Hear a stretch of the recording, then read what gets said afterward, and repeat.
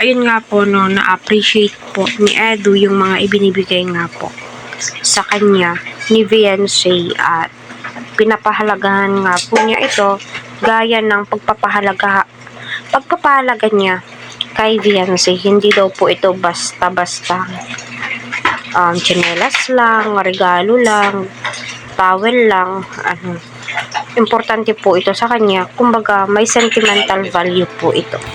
Which is, totoo naman po, hindi naman po sa amount ng money, sa mahal, o sa value po nito.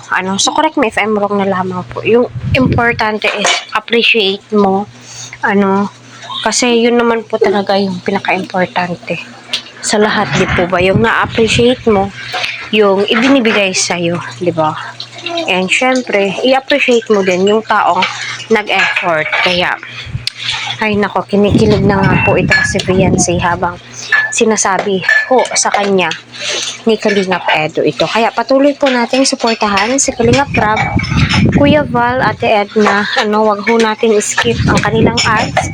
Especially si Kalingap Edu, Dr. Love, mga Team BTS at Team Marathons. Maraming salamat po sa pagsuporta ninyo sa aking channel. Ay pagpalain ho kayo ng Panginoon. So mapapasana all ka na lamang po talaga sa mga kabutihang ipinapakita ni Kalingap Edu kay Viancy. Especially sa pamilya po nito, napakalaki nga po ng respeto ni Edu. So kailangan naman po talaga, kailangan mong respetuhin yung mga taong nasasakupan mo, kaibigan man to o hindi po kasi magbabase yung respeto kung matagal na kayong magkakilala, kasi tao po tayo, diba? Kailangan po natin respetuhin ang bawat isa, diba? Kaya marami pong salamat sa lahat ng sumusuporta. Kalingap Eds, panoorin po natin ang kanyang mga vlogs.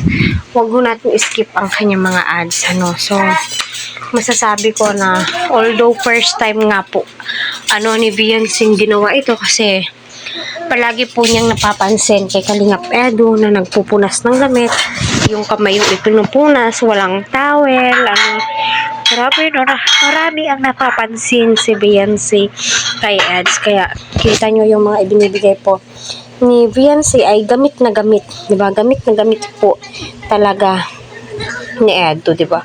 Malaking tulong iyon sa daily routine ni Eds, diba? So, yun naman po talaga yung importante sa lahat, diba? Kaya masasabi mong mapapasana all ka na lamang po talaga. At syempre, kita po natin at yan po natin masasabi na napaka-active po ni Viancy sa mga live ni Kalingap Edu. Yung tipong inaabangan din po niya ang mga live stream ni Eds.